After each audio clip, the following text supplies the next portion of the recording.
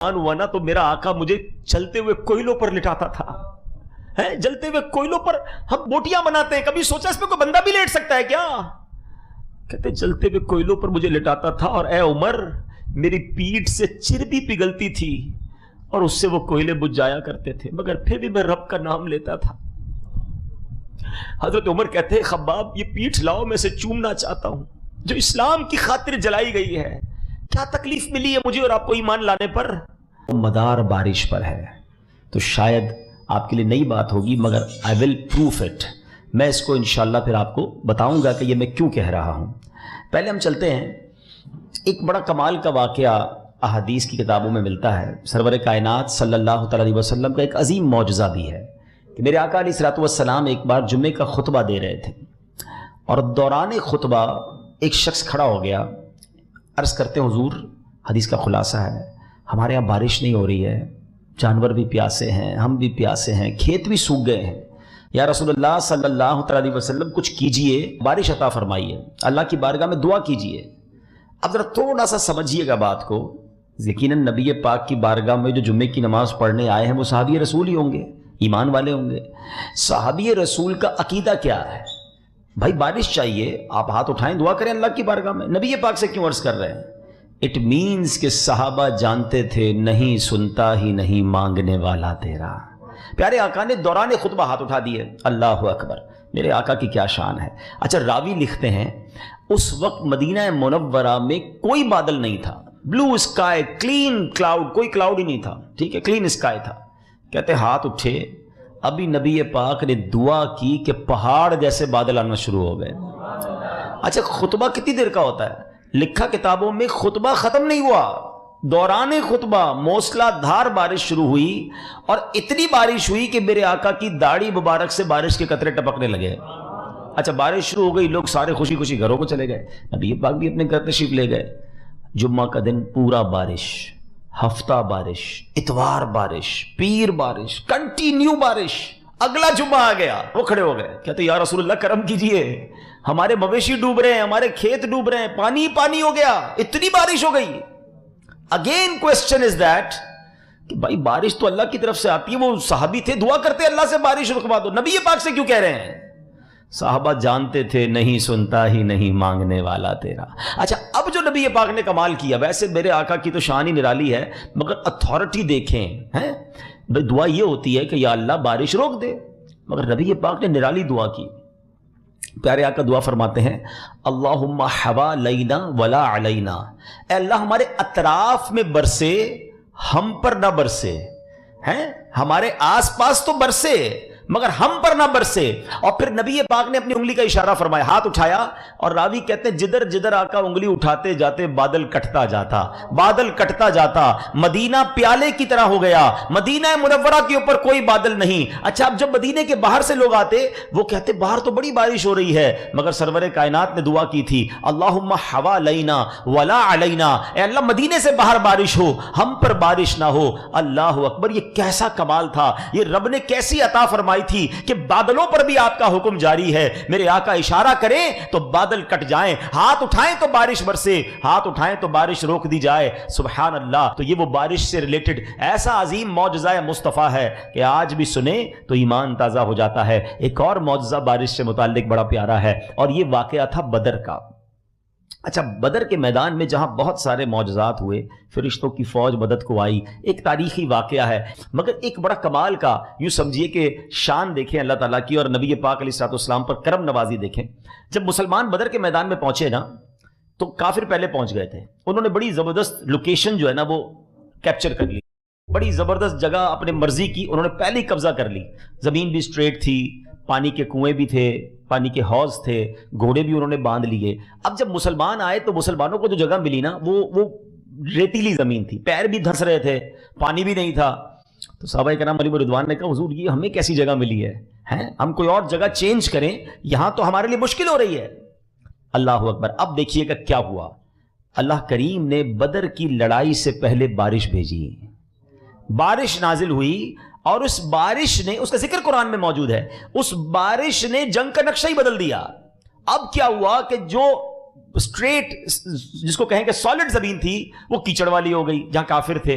ہیں ان کے پیر جمانا ان کو مشکل ہو گیا. جب زمین سینڈی ہو اور اس پہ پانی آ جائے تو وہ بڑا کیچڑ سا بن جاتا ہے, تو ان کے لیے بڑا مشکل ہو گیا. اور جو زمین ریتیلی تھی وہ زمین سالڈ ہو گئی. جہاں مسلمان تھے اب وہ جگہ ان کی بڑی مضبوط ہو گئی, انہوں نے پاٹس بھی بنا لیے, ہاؤس بھی بنا لیے. تو مسلمانوں کے لیے وہ بارش جو تھی ایک مدد کا باعث بنی. اچھا پھر ایک اور کمال پتہ کیا ہوا, وہ تو فرشتوں کی فوج والا اور وہ واقعہ تو آپ نے کئی بار سنا ہوگا, لیکن 3 چھوٹے چھوٹے انسیڈنٹ ایسے ہوئے جو کمال تھے نا. اب جیسے بارش ہو گئی, اب کیا ہوا, آج کل ایڈیٹنگ کا زمانہ ہے, ٹھیک ہے, نوجوان لڑکے بیٹھے ہیں بڑے, آج کل لوگ ایڈٹ کر رہے ہوتے ہیں, ایڈٹ سے بہت کچھ ہو جاتا ہے. لیکن یہ تو ایڈٹ آج آیا نا, امیجنیشنز آج آئیں, جس کو آپ کہیں کہ ویژولائزیشن آج آیا, ٹیکنیکل چیزیں آج آئیں.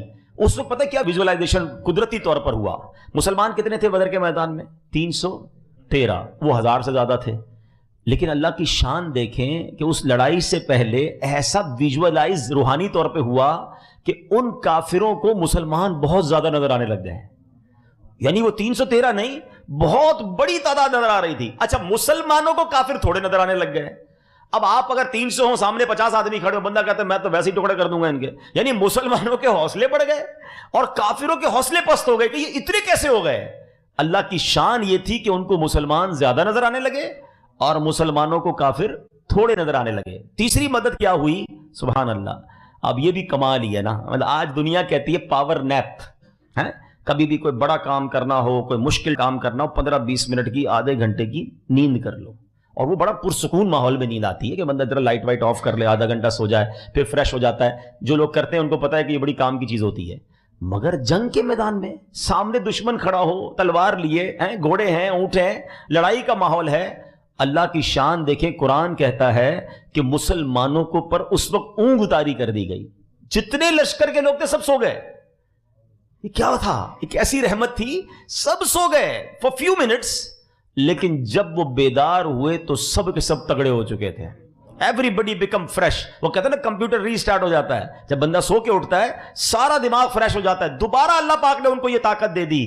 تو نہ صرف بارش کے ذریعے مدد کی گئی, مسلمانوں کو کافروں کی تعداد تھوڑی نظر آئی, کافروں کو مسلمان کی تعداد زیادہ نظر آئی.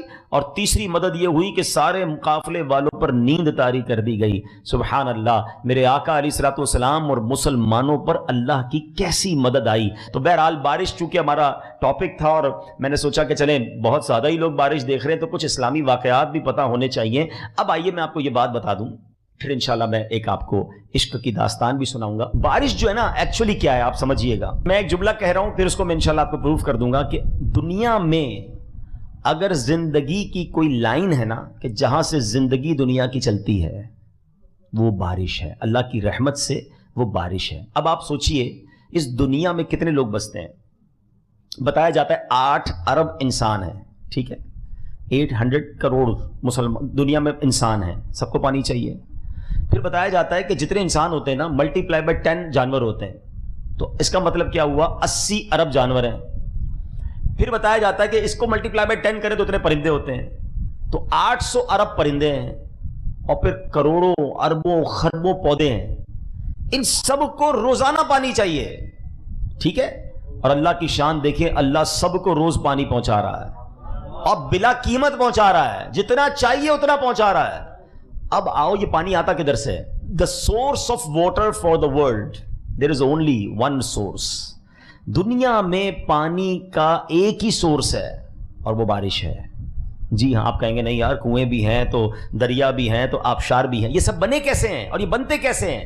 Let's come toward the point, تاکہ آپ کو احساس ہو کہ یہ اللہ کی کتنی بڑی شان ہے. یہ پورا ایک سسٹم ہے. جب پانی پیتے ہو نا گلاس میں تو خیال آنا چاہیے کہ یہ پانی پہنچا کیسے ہے مجھ تک, اس کا سسٹم کیا ہے پیچھے.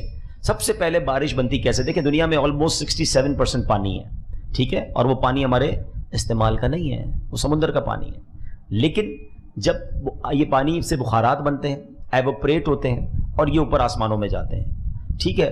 اچھا ہم سمندر کے کنارے رہتے ہیں کراچی والے, کبھی بھی ہم نے کوئی پائپ لائن نہیں دیکھی ہے کہ یہ سمندر کا پانی جو ہے آسمان کی طرف جا رہا ہے, نظر نہیں آتا. مگر یہ کیسی پائپ لائن ہے کہ روزانہ کروڑ گیلن پانی اوپر جا رہا ہے, پائپ لائن نہیں دکھ رہی ہے. اچھا بھائی اوپر کہاں جمع ہو رہا ہے؟ بادلوں میں جمع ہو رہا ہے. آپ میں سے سبھی جہاز میں گئے, کئی بار گئے, جہاز میں ہم بادل کراس کر کے نکل جاتے ہیں, کبھی رائٹ لیفٹ کوئی ٹینکی نظر نہیں آتی ہے. کہاں ہے یہ پانی؟ جب پانی آتا ہے تو پورا شہر ڈوب جاتا ہے. اتنا پانی اوپر سیکیور کہاں ہے, سیف کہاں ہے, یہ کون سا ٹینک ہے؟ اللہ کی شان دیکھو، ہم نکلتے ہیں بادلوں کے پاس سے نظر نہیں آتا۔ اچھا، اب دنیا کروڑوں ڈالر کے پلانٹ لگاتی ہے اس سمندر کے کھارے پانی کو میٹھا بنانے کے لیے، مگر پھر بھی ویسا میٹھا نہیں بنا سکتی ہے جیسا میٹھا پانی ہمیں اللہ کی رحمت سے ملتا ہے۔ مگر آپ دیکھو یہ کون سا پلانٹ ہے اوپر کہ سمندر کا پانی اوپر گیا ہے اور جب واپس آتا ہے تو بارش کا پانی دنیا کا بیسٹ منرل واٹر ہوتا ہے۔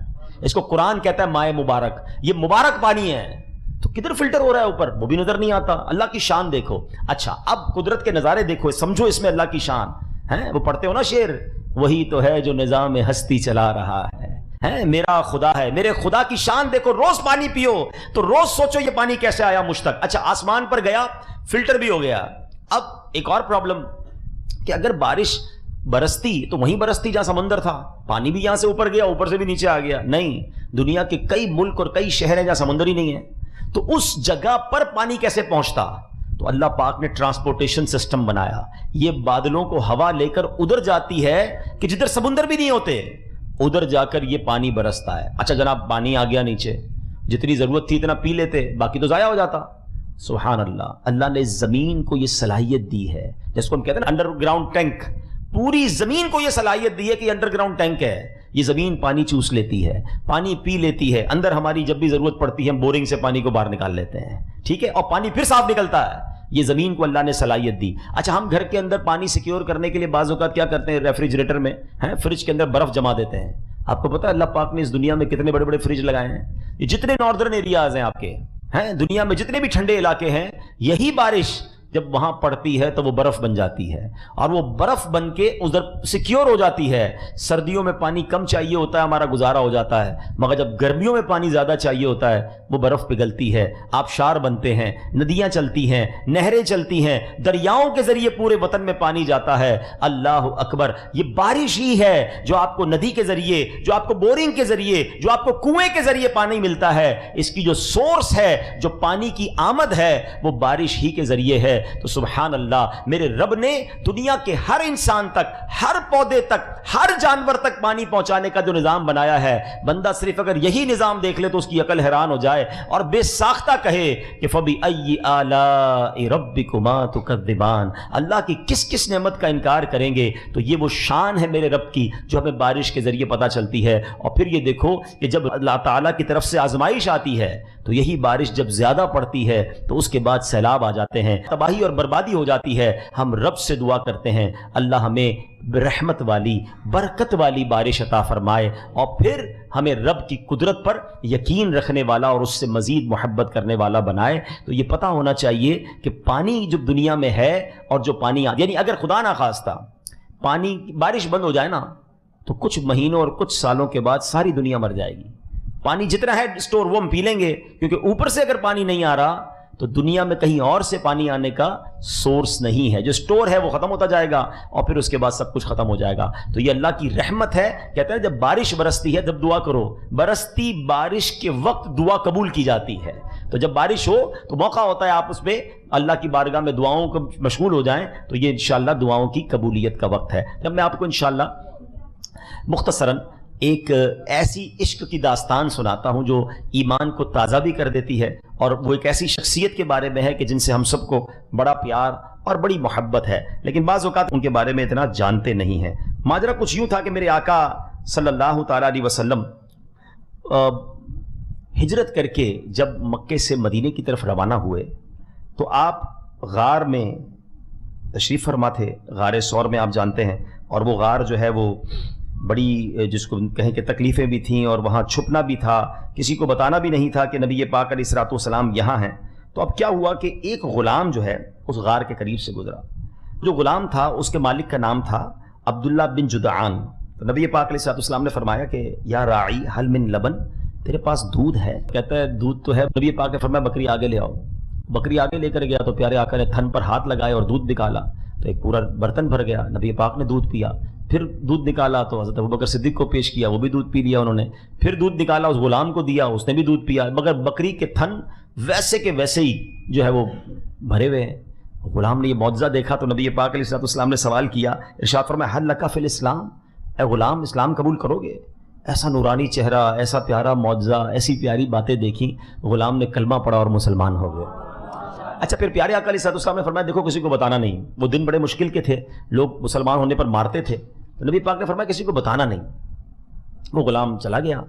اب جب وہاں گیا تو اس کا مالک بڑا خوش کہ تم کدھر بکریوں کو لے گئے, ساری بکریاں بڑی فریش دودھ بھرے ہوئے کسی زبردست چراگاہ پر لے گئے, ایسا کرو روز وہیں جانا. اب اس کے تو دل کے تار چھڑ گئے کہ میں تو پھر آقا کی بارگاہ میں جانا چاہتا ہوں, پھر دیدار مصطفیٰ ہوگا, مجھے تو اب آقا نے بھی ڈیوٹی لگا دی ہے. تو وہ اس کی تو رات ہی نہ کٹے اس یاد میں کہ صبح پھر دربار مصطفیٰ میں جاؤں گا, پھر ان کی پیاری پیاری باتیں سنوں گا. رات گزر گئی, صبح ہوئی تو پھر آقا کی بارگاہ میں حاضر ہو گیا. 3 دن کے بعد جو ہے وہ بکریاں بڑی فربا ہونے لگیں, بڑی تگڑی ہونے لگیں. غلام کے بھی مزے آ گئے تھے. اب اس جو کافر تھا اس کا آقا جو تھا اس کا دوست تھا ابو جہل. اب آپ کو پتا ہے کہ وہ کتنا بڑا کافر ہے اور کیسا ظالم کافر ہے. تو عبداللہ بن جدعان کے پاس اس کا دوست ابو جہل آیا اور اس نے اس کی بکریاں دیکھ کر کہا تمہاری بکریاں بڑی ان یوزول طریقے سے بڑھ رہی ہیں, قحط آیا ہوا ہے, باقی بکریاں بڑی لاغر, تیری بکریاں بڑی زبردست دودھ دے رہی ہیں, خیر تو ہے. کہتا ہے پتہ نہیں میرا غلام کسی نئی جگہ پہ جانے لگا ہے, 3 دن ہو گئے ہیں اور 3 دن کے اندر بکریوں کا یہ حال ہو گیا ہے. پتہ ہے ابو جہل کیا کہتا ہے کہ ہو نہ ہو تیرا غلام, تیرے غلام کو پتا ہے کہ یہ محمد عربی صلی اللہ علیہ وسلم کہاں پر ہے, کیونکہ یہ انہی کے پاس جا رہا ہے, یہ معجزہ وہی دکھا سکتے ہیں. اب آپ ذرا سوچیں کہ کیسے دلوں پر مہر تھی کہ ابو جہل کو یہ پتا تھا کہ یہ بکریاں اگر فربا ہو رہی ہیں تو یہ غلام ادھر ہی جا رہا ہوگا, کیونکہ ان کی نظر پڑتی ہے تو بگڑی بن جاتی ہے. لیکن پھر بھی وہ ایمان نہیں لاتا تھا. اسے یہ معلوم تھا دشمنی کیسی تھی, اسے یہ معلوم تھا کہ اگر یہ معجزہ اگر کوئی دکھا سکتا ہے تو وہ نبی پاک علیہ الصلوۃ والسلام ہے, لیکن پھر بھی ایمان نہیں لانا ہے. کچھ لوگ آج بھی ایسے ہوتے ہیں, ان کو دلیل سے بات سمجھا دو مگر وہ کہتے ہیں میں نہ مانوں. تو یہ بعض اوقات لوگوں کے دلوں میں ہدایت نہیں ہوتی, نصیب میں ہدایت نہیں ہوتی ہے, ان کو سمجھاؤ پھر بھی نہیں سمجھ رہے ہوتے. اب بہرحال ابو جہل کہتا ہے کہ یہ تمہارا جو غلام ہے نا, ہو نہ ہو یہ وہیں جا رہا ہے, اس کو روکو. اب اس نے کہہ دیا خبردار تم جدھر جا رہے ہو آئندہ تم نے نہیں جانا. اب غلام بیچارہ عاشق تھا, روز نبی پاک کی باتیں سنتا, روز ان کا دیدار کرتا. اب اس کو روک لیا گیا, تڑپتا رہتا. اب یاد مصطفیٰ تو ستاتی تھی. ایک دن وہ کعبے میں گیا. اب بدقسمتی دیکھیں کہ وہ ایسا وقت تھا کہ جب کعبے میں بت رکھے جاتے تھے. تو اس نے دائیں دیکھا بائیں دیکھا, کوئی کافر نظر تو آیا نہیں اس کو ہے. تو وہ گیا اور اس نے جا کے بتوں پہ پہلے تو تھوکا اور کہا تم کیسے خدا ہو, بدبختوں برباد ہو وہ جو تمہاری عبادت کرتا ہے, میں تو اللہ وحدہ لا شریک کی عبادت کرتا ہوں. ایمان تو وہ لے آیا تھا, بتایا کسی کو نہیں تھا. اب ہوا یہ کہ وہ جو یہ عمل کر رہا تھا نا, وہ دور سے کافروں نے دیکھ لیا, غیر مسلموں نے دیکھ لیا اور جا کر عبداللہ بن جدعان کو بتا دیا کہ تمہارا غلام ہمارے جو جس کو ہم عبادت کرتے ہیں ہمارے بتوں کی جا کے بے حرمتی کر رہا تھا. اب وہ غضبناک ہوا اور اس نے کیا کیا کہ اس غلام کو لیا اور ابو جہل اور امیہ بن خلف, یہ دونوں بڑے خطرناک کافر تھے, بڑے ظالم بھی تھے, جا کے ان کے حوالے کر دیا کہ اب یہ غلام تمہارے حوالے, جو کرنا ہے اس کا کرو. اللہ اکبر اللہ اکبر. اب جو ظلم و ستم کی داستان شروع ہوئی نا, اب جو کہتے ہیں نا عشق کے امتحان, وہ عشق رسول میں مبتلا تھا, ایمان لے آیا تھا. اب اس غلام پر پیارے اسلامی بھائیوں جو امتحان شروع ہوا کہ اب اس نے کیا کیا کہ مکے میں صحرا میں لے گیا امیہ بن خلف اور ابو جہل, اور اس کو کہا تم ایمان لے آئے ہو, تم اسلام قبول کیا تم نے. اب اس کو تپتی ہوئی ریت پر لٹا دیا. اچھا آپ میں سے جو مکے مدینے گئے ہیں نا, ان کو میرا خیال ہے بات جلدی سمجھ آ جائے گی. وہاں کی گرمی دیکھی ہے نا آپ نے, وہاں کی گرمی, اور وہ بھی صحرا کی گرمی میں, اور ننگے پیر نہیں, اس کے کرتا اتار کر تپتی ریت پر لٹا دیا, اور پھر اس کے بعد سینے پر پتھر رکھ دیا اور کہا اکفر بمحمد, معاذ اللہ کہ نبی پاک علیہ الصلوۃ والسلام کی رسالت کا انکار کرو. اللہ اکبر. غلام تھا, غریب تھا, ان کے شکنجے میں تھا, مگر ایمان کی طاقت دیکھو کہ وہ غلام ایک ہی جملہ کہتا, ربی اللہ اللہ احد اللہ احد, اللہ میرا رب ہے, اللہ ایک ہے, اللہ کے سوا کوئی معبود نہیں ہے. وہ مارتے جاتے یہ جملہ بلند کرتا جاتا. اللہ اکبر. ذرا سوچئے تو صحیح, جب یہ روز کی مار تھی, جب یہ روز کی تکلیف تھی, تو میرے آقا علیہ الصلوۃ والسلام ایک بار وہاں سے گزرے اور اس غلام کا حال دیکھا, امیہ بن خلف اور ابو جہل کا ظلم و ستم دیکھا. اللہ کے حبیب علیہ الصلوۃ والسلام جب اس کے قریب سے گزرے, حالانکہ آپ تو وہ ہیں کہ امت کو تکلیف میں دیکھ کر آپ کو گراں گزرتا ہے. عزیز علیہ ما عنتم, قرآن کہتا ہے کہ وہ نبی جن پر تمہارا مشقت میں پڑنا بہت بھاری گزرتا ہے. جب آقا علیہ الصلوۃ والسلام اس کے قریب سے گزرے آنکھوں میں آنسو آ گئے. نبی پاک کے دل پر کیسا کیسا غم طاری ہوا ہوگا. اللہ اکبر. اب یہ ماجرا دیکھ لیا صدیق اکبر رضی اللہ تعالیٰ عنہ نے. آج ہمارے لوگ کہتے ہیں یار انویسٹمنٹ کرنی چاہیے موقع پر, ہیں پیسے لگانے چاہیے صحیح آئٹم پر, جدھر نفع ملے چھوڑنا نہیں چاہیے, صحیح ڈیسیشن لوگے تو جناب نفع ملے گا. اللہ اکبر. خدا کی قسم دنیا بھر کے مالداروں کی دولت ایک طرف اور صدیق اکبر رضی اللہ تعالیٰ عنہ کا ڈیسیشن ایک طرف. آپ جاتے امیہ بن خلف کے پاس, بولتے اس غلام کی کیا قیمت لوگے ہیں, یہ غلام مجھے دے دو, بہت مارتا تھا نا, یہ بتاؤ یہ غلام کتنے کا مجھے دو گے.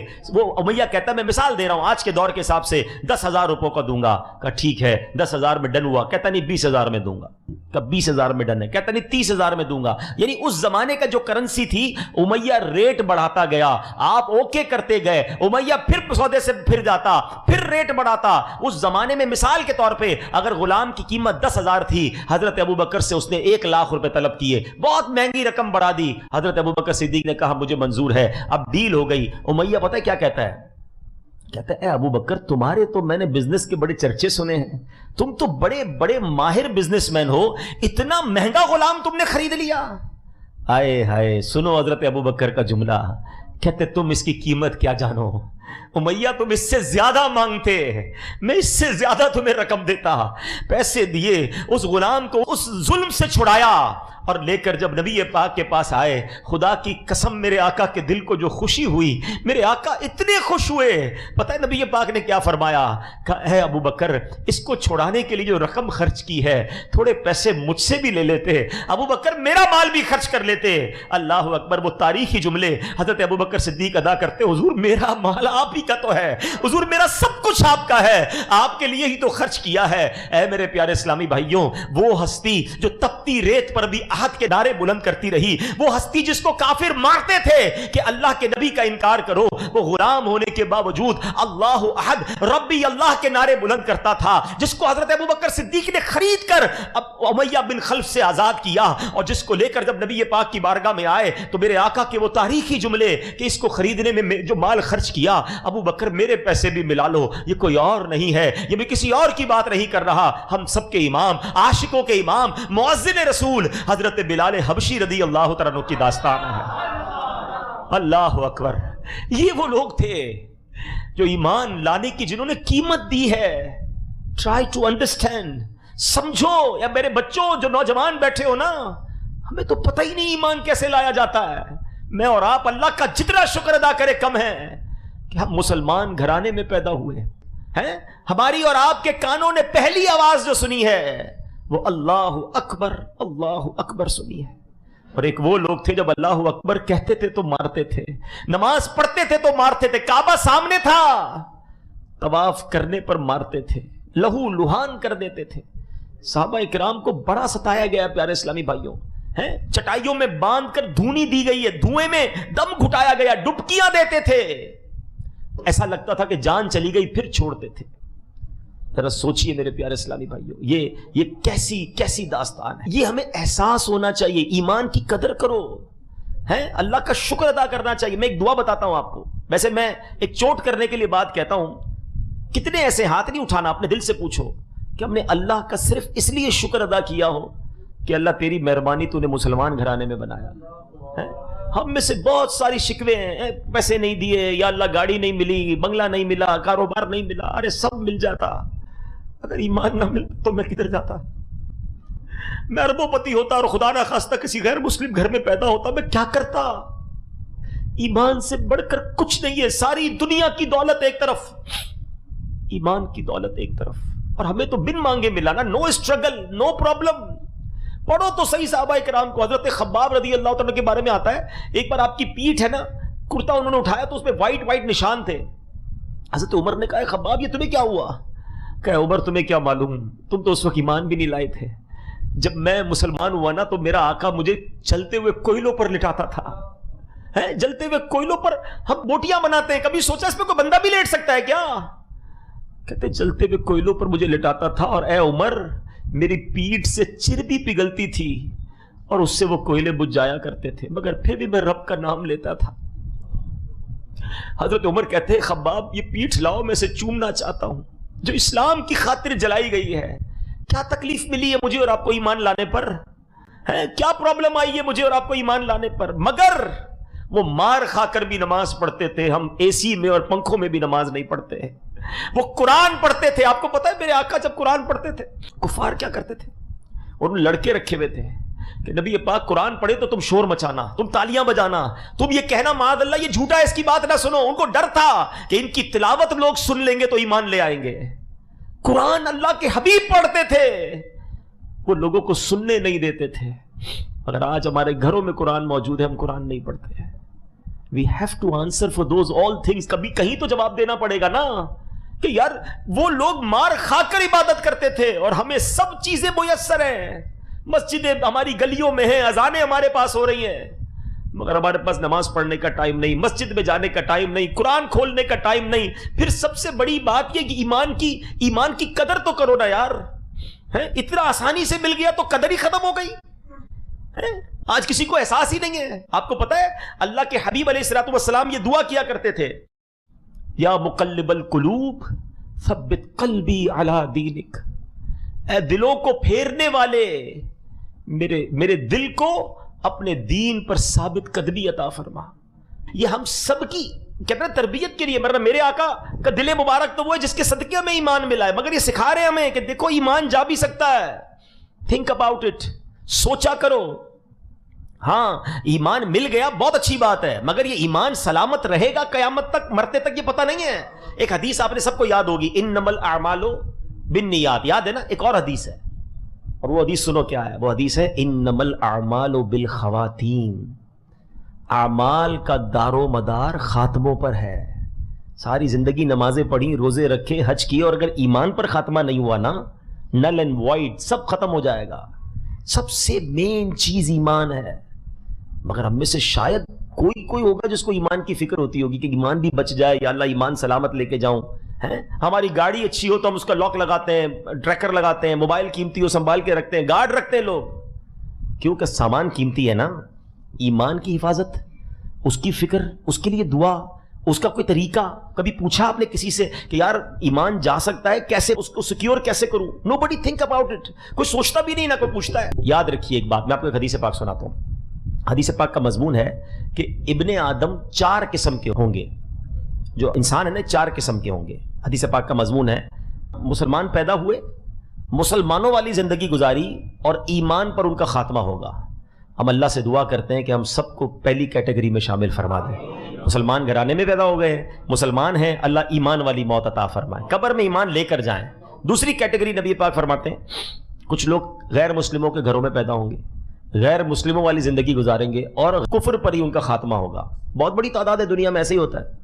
اب تیسری کیٹیگری سنو، آقا فرماتے ہیں کچھ لوگ کفر کے گھر میں پیدا ہوں گے اور غیر مسلموں والی زندگی گزاریں گے، مگر ان کا خاتمہ ایمان پر ہوگا۔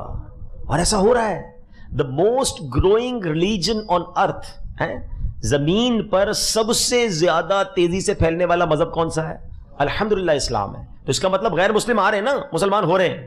اور ایمان یہ ایسی چیز ہے، نصیب کی بات ہے۔ مجھے پہلے بھی میں نے کئی بار بیان میں یہ واقعہ سنایا ہے کہ ایک بار ہانگ کانگ میں ہمارے اسلامی بھائی دعوت اسلامی والے کسی مریض کی عیادت کرنے گئے ہاسپٹل کے اندر، تو مریض مسلمان مریض تھا، اس سے ملاقات وغیرہ کی، تو برابر میں ایک غیر مسلم 70 سال کا بوڑھا، وہ بھی بیمار تھا، وہ پڑا ہوا تھا۔ اس نے اشارہ کیا کہ یار ذرا ادھر آئیے گا۔ اب وہ امامہ تھا، داڑھی تھی، مسلمانوں والا حلیہ تھا، اس کے لیے بالکل نئی چیزیں تھیں۔ تو اس نے بلا کر کہا کہ آپ لوگ کون ہیں، یہ آپ لوگوں نے کیا پہنا ہوا ہے؟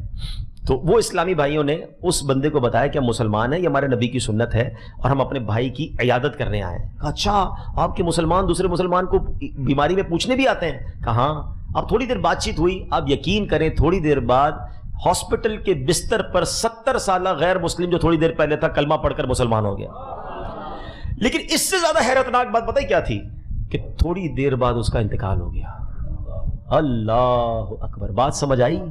اس کے نصیب میں ایمان تھا، بندے پہنچے اسپتال میں جا کر کلمہ پڑھا دیا۔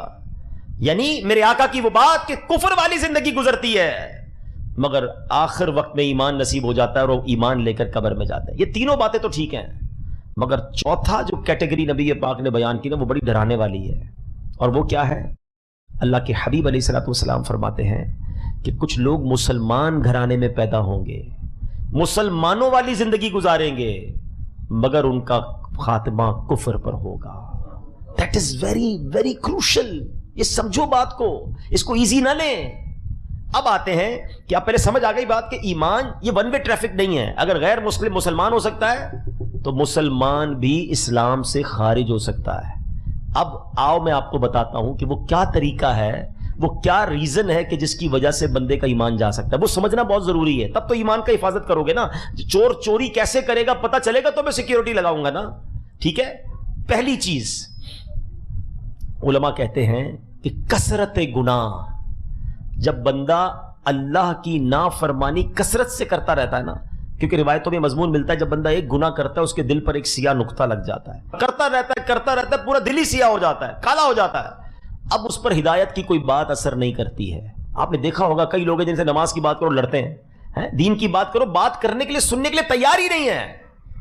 اگر ہم میں بھی کوئی ایسا ہے کہ جس کو اچھی بات, دین کی بات, قرآن کی بات, نبی پاک کی بات معاذ اللہ اچھی نہیں لگتی, دل نہیں چاہتا سننے کو, تو ڈرے کہ کہیں دل میں پرابلم تو نہیں ہو گئی ہے. کیونکہ جب دل سیاہ ہو جائے گا نا تو فرمایا پھر ڈر ہے کہ اس کا ایمان بھی مرنے سے پہلے چھین لیا جائے گا. دوسرا بڑا پرابلم جو آج ہمارے معاشرے میں بہت زیادہ ہے وہ کیا ہے؟ زبان کی بے احتیاطی. کسی کو احساس ہی نہیں ہے. اللہ کے بارے میں مذاق کر رہے ہوں گے, فرشتوں کا مذاق کر رہے ہوں گے, قیامت ہے. اب یہ جب سے چٹکلے کامیڈین آ گئے, چھوٹے چھوٹے کلپ آ گئے, اب اس پہ کوئی مذاق میں جناب فرشتوں کا مذاق اڑا رہا ہے, کوئی اللہ کا مذاق, کوئی جہنم کا, کوئی دوزخ کا, جنت کا, عجیب عجیب کہانیاں, اور لوگ ہنس کے ایک دوسرے کو شیئر کر رہے ہیں. یاد رکھیے گا میں اور آپ مسلمان ہیں اور ہماری ایک باؤنڈری ہے, ریڈ لائن ہے. آج کل بڑا جملہ مشہور ہو رہا ہے نا, ریڈ لائن. یہ ہماری مسلمانوں کی ریڈ لائن ہے. ہم اس ریڈ لائن کو کراس نہیں کر سکتے, ایمان چلا جائے گا. ٹھیک ہے, اچھا اس بات کو ذرا آسان ہو گیا سمجھنا آج کے سینیریو میں. کچھ ادارے, کچھ لوگ وہ ہوتے ہیں جن کے بارے میں بات نہیں کی جا سکتی. بات کرتے تو کیا ہوتا ہے؟ ایکشن ہوتا ہے, مقدمہ ہوتا ہے, بغاوت کا کیس بنتا ہے. کیوں؟ ایک لمٹ ہے نا, اس لمٹ سے آگے نہیں بڑھ سکتے آپ.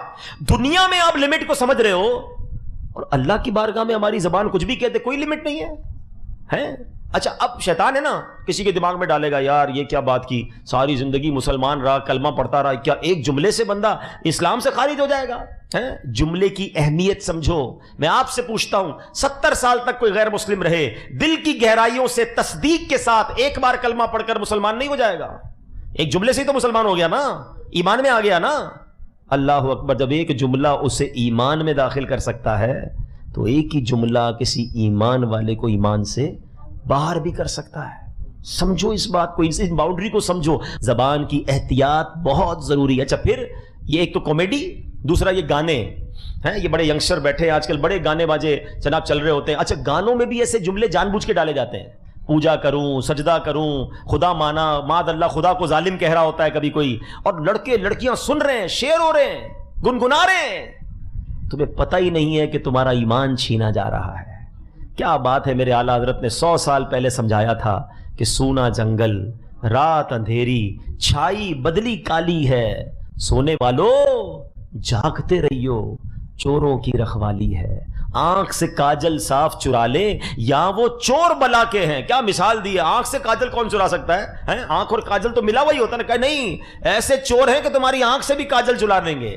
آنکھ سے کاجل صاف چرا لیں یا وہ چور بلا کے ہیں. تیری گٹھڑی تاکی ہے اور تو نے نیند نکالی ہے. تیرا ایمان چھیننے کے لیے آئے اور تجھے نیند آ رہی ہے. وہ لوگ پتہ ہی کچھ نہیں ہے نا کہ ایمان بھی چھین سکتا ہے. پلیز حضرت بلال کے اس واقعے سے سیکھو کہ ایمان کیا تھا, وہ کیسے ایمان لائے.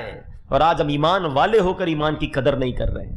سب سے پہلی چیز اپنے ایمان کے لیے دعا کیا کریں. ہر نماز کے بعد دعا کریں, اللہ میرا ایمان سلامت رکھنا, اللہ میرا ایمان میرے ساتھ میرے قبر میں جائے, کبھی لمحہ بھر کے لیے چھن نہ جائے. جب آپ دعا کریں گے نا تو آپ کے ذہن کے اندر اس کی اہمیت بڑھے گی. پھر اس کے بعد اپنی الفاظ ایسی محفلوں میں نہ بیٹھیں, ایسی چیزیں نہ دیکھیں, اور بار بار توبہ کرتے رہا کریں. اچھا پھر ایک بڑی پیاری بات, کلمہ طیبہ کا ورد کرتے رہا کرو. ہاں یہ بھی ہم نہیں کرتے. آپ کو پتہ ہے حدیث میں کیا فرمایا؟ افضل الذکر, سب سے افضل ذکر حدیث میں پتہ ہے کیا فرمایا؟ لا الہ الا اللہ. اس کو سب سے افضل ذکر کہا گیا. اب میں پوچھتا نہیں, ہاتھ نہیں اٹھاتا, اپنے دل سے پوچھ لو پورے ہفتے میں کتنی بار کلمہ پڑھا ہے؟ نہیں پڑھتے یار. روز ایک تسبیح تو کلمے کی پڑھو. میں ایک بزرگ کا جملہ, اللہ پاک چلے نام بتاتا ہوں, جنت نصیب کرے, بڑے پیارے ہمارے اہل سنت کے عالم دین تھے, حمزہ علی قادری صاحب ہیں رحمت اللہ تعالیٰ علیہ. ان کا ایک جملہ مجھے یاد رہ گیا. وہ بڑا پیارا جملہ کہا کرتے تھے, زبان کو کلمے کا عادی بناؤ, جس دن زبان بھاری ہو جائے گی اس دن بھی تمہاری زبان سے کلمہ جاری ہو جائے گا. آپ کو پتا ہے جب ہم مریں گے نا, سکرات کا جو وقت ہوتا ہے, زبان بھاری ہو جاتی ہے, جملے نہیں نکلتے. جس نے پورے مہینے میں کلمہ نہیں پڑھا ہوگا مرتے وقت کدھر سے پڑھے گا, اور جو بار بار روز پڑھتا رہے گا زبان عادی ہوگی. دیکھیے زبان کا عادی ہونے کے مطلب سمجھو. مثال دیتا ہوں, موٹر سائیکل پہ گاڑی میں آپ کہیں جا رہے ہیں, اچانک بریک لگا, سامنے سے کوئی گاڑی آئی اور آپ کی گاڑی نے زور سے بریک لگایا, کیا نکلتا ہے زبان سے؟ اپنے آپ سے پوچھو. کچھ لوگوں کے منہ سے اس وقت گالی نکلتی ہے, اب کچھ نہ کچھ ایسا گندا نکلتا ہے, برا نکلتا ہے. اور الحمدللہ کچھ لوگ ایسے جس کا اس وقت نکلتا ہے یا رسول اللہ, یا اللہ, لا الہ الا اللہ. کیوں؟ یہ جملہ سمجھنا میرا. اس گلاس میں پانی ہے, اس کو ٹھوکر لگے گی تو کیا گرے گا؟ بتاؤ نا, پانی گرے گا. دوسرے گلاس میں میں دودھ بھر لوں, اس کو ٹھوکر لگے گی تو کیا گرے گا؟ برتن میں جو ہوتا ہے وہی چھلکتا ہے. یہ جملہ یاد رکھیے گا, جو برتن میں ہوتا ہے نا وہی چھلکتا ہے. جس کے اندر گندگی بھری ہونا ہے, گندی باتیں, بے حیائی, برے دوست میں بیٹھنا, گالی گلوچ, جب بھی اس کو جھٹکا لگے گا نا, جب بھی اس کو تکلیف پہنچے گی, چونکہ اندر گندگی بھری ہوئی ہے تو دھکا لگنے پر وہی باہر نکل رہا ہے. جس کے صبح و شام اللہ کے ذکر میں گزرتے ہوں, درود پاک میں گزرتے ہوں, کلمہ پاک میں گزرتے ہوں, اس کو جب بھی دھکا لگے گا اس کے منہ سے انشاءاللہ درود پاک ہی نکلے گا, کلمہ پاک ہی نکلے گا. اب آپ کی مرضی ہے برتن میں کیا بھرنا ہے, کیسے دوستوں میں بیٹھنا ہے, کیسی گیدرنگ میں بیٹھنا ہے, اور بھرنا کیا ہے اپنے اندر. تو بہرحال میرے پیارے اسلامی بھائیوں, حضرت بلال حبشی کے بڑے پیارے واقعات ہیں. بیان چونکہ پہلے کہیں اور نکل گیا, میں آخری بات چلے ان کی کر دیتا ہوں, وہ بھی آج ہمارے معاشرے کا بڑا پرابلم ہے. حضرت بلال حبشی کے بھائی کا رشتہ تھا, تو آپ گئے کہیں رشتے کے لیے, تو بھائی نے کہا آپ بھی ساتھ چلیں. حضرت بلال حبشی کا یوں تو بڑا نام تھا, نبی پاک کے صحابی تھے, موذن رسول تھے. تو حضرت بلال گئے اور جا کر پتہ ہے آپ نے کیا کہا؟ دیکھو بھائی, ہم پہلے غلام تھے, ہم اسلام نہیں لائے تھے, ہماری کوئی ویلیو نہیں تھی, ہم ایمان لائے, اسلام کی وجہ سے ہمیں عزت ملی, ہمیں پہلے کوئی نہیں پہچانتا تھا, آج ہم جو کچھ ہیں وہ اسلام کی وجہ سے ہیں. اگر آپ کو رشتہ دینا ہے تو ٹھیک ہے, ورنہ ہمارا بیک گراؤنڈ تو یہ ہے. وہ خاندان والے بھی بڑے اچھے تھے, انہوں نے کہا ٹھیک ہے آپ نبی پاک کے صحابی ہیں, موذن رسول ہیں. انہوں نے اپنی بچی کا رشتہ حضرت بلال کے بھائی کے ہاتھ میں دے دیا. حضرت بلال کے بھائی جب باہر نکلے کہتے ہیں آپ کیسے انسان ہیں, میں آپ کو لے کر گیا کہ آپ میرا رشتہ کرائیں, آپ پچھلی باتیں لے کر بیٹھ گئے, ہم غلام تھے, ہم غریب تھے, ہمیں کوئی جانتا نہیں تھا. آپ آج کی بات کرتے ہیں نا کہ آپ کا کتنا بڑا مرتبہ ہے, کتنا بڑا خاندان ہے, نبی پاک سے اتنا تعلق ہے. کیا شاندار جملہ حضرت بلال نے کہا کہ میں نے جو کہا سچ کہا, اور یہ سچ کی برکت تھی جس کی وجہ سے تمہارا رشتہ ہو گیا. اب اس ایک واقعے سے جو درس ملتا ہے نا کہ کیوں چھپاؤں, ہم لوگوں میں بڑا پرابلم ہے. یہ شادی کرنے جاتے ہیں, او جناب اتنے جھوٹ مبالغے, لڑکا یہ کرتا ہے تو وہ کرتا ہے, اتنی پراپرٹی, بعد میں پتہ چلا کنگلا ہے. او بھائی پہلے ہی بتا دو نا کچھ نہیں ہے بھائی, بعد میں لڑائی ہوگی. میں خود جانتا ہوں ایک صاحب کو, ہمارے جاننے والے تھے, میں حیران ہو گیا. اچھا مجھے پتا اس کے پاس گاڑی واڑی تو ہے نہیں. ایک دن میں نے دیکھا تو بڑی گاڑی اور بڑا جناب لگژری سوٹڈ بوٹڈ. میں نے کہا تمہیں کیا ہو گیا؟ کہہ رہے یار وہ رشتہ آیا تھا تو میں نے کرائے کی گاڑی لی, کرائے کا بنگلہ لیا ہے, اور میں جو ہے وہ سارا ان کو بتا رہا ہوں کہ میرا ہے. میں نے کہا خدا کا خوف کر, جب رشتہ ہو جائے گا اس کے بعد کیا ہوگا؟ وہی ہوا, تھوڑے عرصے کے بعد طلاق ہو گئی. تو یہ جو جھوٹ کی بنیاد ہے نا, یہ عمارت گری جاتی ہے. ہم کیوں چھپائیں کوئی چیز؟ رشتہ کرنا ہو, تعلق بنانا ہو, اچھا جھوٹ بول کر بڑائی کرنے کا کیا فائدہ ہے؟ کچھ لوگوں کی عادت ہوتی ہے, میرے اتنے کاروبار تو میری اتنی فیکٹریاں ہیں, ٹھیلا لگا رہا ہوتا ہے, فیکٹریاں بتا رہا ہوتا ہے, پاکستان سے باہر کبھی گیا نہیں اور امریکہ کے اور یورپ کے قصے سنا رہا ہوتا ہے. جھوٹ کتنی دیر چلے گا؟ جھوٹ جو ہے وہ آخر کار برباد ہی ہوتا ہے, سچ کو آنچ نہیں ہے. ہمیشہ یاد رکھیں, حضرت بلال حبشی کا یہ واقعہ ہمیں بتاتا ہے کہ انہوں نے سچی سیدھی بات کر دی بھائی. ہیں اچھا کاروباری لوگوں کے لیے بھی ہے, اپنا آئٹم بیچنے کے لیے, اپنا مال بیچنے کے لیے جھوٹی قسمیں کھا رہے ہوتے ہیں. ارے بھائی اتنے, اچھا پھر اتنے کی خرید ہے. آج تک تو مجھے یہ سمجھ نہیں آئی, کسی سے سودا لینے جاؤ بھائی کتنے کا ہے, 5,000 کا, بھائی 3,000 کا دے دو, بھائی میری خرید ہی 4,000 کی ہے, تھوڑی دیر بعد 3,000 میں بھی دے دیتا ہے. بھائی تیری 4,000 کی خرید تھی, کدھر سے دے دیا 3,000 میں؟ جھوٹ بول رہا تھا. تو کیوں بولنا ہے جھوٹ بھائی؟ آپ کہہ دیں میں 4,000 سے کم نہیں دے سکتا, یہ آپ کو اجازت ہے, مگر یہ کہنا کہ میری خرید اتنے کی ہے, میں نے لیا اتنے کا ہے, میرا پڑتا اتنے کا ہے, ہر بات میں جھوٹ بولنا ہے. سرور کائنات علیہ الصلوۃ والسلام ہمارے آقا سچے آقا ہیں, سچے آقا کا امتی سچ بولتا ہے. پھر وہی بات, ہم بیرون ملک کی مثالیں دیتے ہیں, یار وہاں دیکھو جو بولتے ہیں سچ ہوتا ہے. ہم ان کی مثال کیوں دے رہے ہیں؟ ہم نے نبی پاک کی تعلیم کو چھوڑا ہے. خدا کی قسم اگر آج مسلمان نبی پاک کا سچا عاشق بن جائے, پریکٹسنگ مسلم بن جائے, دنیا کی کوئی قوم اس سے آگے نہیں بڑھ سکتی ہے. لوگ مسلمان کی پروڈکٹ خریدیں گے, لوگ مسلمان سے کاروبار کریں گے, مسلمان سے رشتہ, کیونکہ یہ سچے ہوں گے. مسئلہ یہ کہ ہم نے نہ حدیثیں پڑھی ہیں, نہ تعلیمات مصطفیٰ پڑھی ہیں, اور دوسری قوموں کی تعریفیں کر رہے ہوتے ہیں. یہ سب کچھ اسلام میں موجود ہے, اور اسلام کی تاریخ بھری ہوئی ہے. مگر ہم ایسا نہیں کرتے.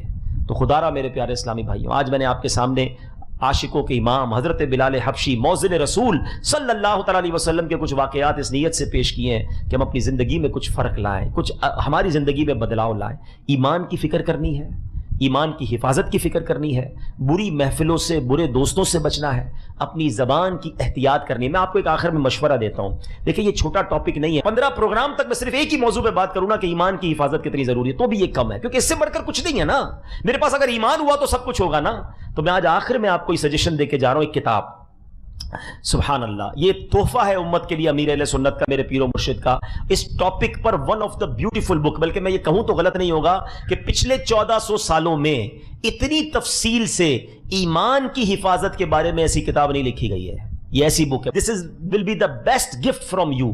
اپنے بچوں کو، اپنی فیملی کو، اپنے دوستوں کو یہ کتاب تحفے میں دیں. یہ ہم کبھی بکے دے رہے ہوتے ہیں، کبھی کیک دے رہے ہوتے ہیں. ایمان بچاؤ نا یار، اس سے بڑھ کر کیا ہے. اور اس کتاب کا نام ہے کفریہ کلمات کے بارے میں سوال جواب. آپ ایسٹونش ہو جائیں گے، میں دعویٰ کرتا ہوں آپ شاکڈ ہو جائیں گے جب آپ اس کتاب کو پڑھیں گے نا. اچھا وہ کتاب بہت مشکل نہیں ہے، اس کتاب میں امیر اہل سنت نے سینکڑوں مثالیں دی ہیں ہماری عام گفتگو میں کہ یہ کہنے والا کافر ہو جاتا ہے، یہ مذاق کرنے والا کفر میں چلا جاتا ہے، یہ گانا گانے والا، یہ گانوں کے اشعار بھی لکھے اس میں کیا نہیں لکھا ہے. حیران ہو جاؤ گے آپ کے، یار یہ باتیں بھی ہم کر رہے ہوتے ہیں.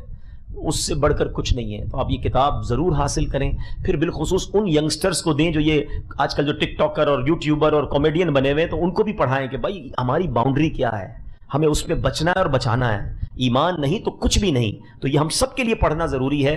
کتاب حاصل کریں. نہیں خریدنی ہے، حالانکہ دنیا بھر کی چیزیں خرید لیں گے، تو چلو پھر فری میں آپ کو آپشن دے دیتا ہوں، dawat-islam.net پر جائیں، فری ڈاؤن لوڈ کر لو. بھائی فری میں پڑھ لو. ہمیں کتاب بیچنے کے لیے نہیں آیا میں آپ تک ایمان بچانے والی بات کرنے آیا ہوں کہ اپنا ایمان بچا لو. پڑھو ان چیزوں کو اور فکر کرو کہ ایمان سے بڑھ کر کچھ نہیں ہے. اللہ کریم مجھے بھی اور آپ کو بھی اپنے ایمان کی حفاظت کی توفیق عطا فرمائے، ایمان کی حفاظت کی فکر عطا فرمائے، اور اللہ ہمارے ایمانوں کو سلامت رکھے. آمین بجاہ النبی الامین صلی اللہ علیہ وسلم. میرے اعمال کی اصلاح کرم سے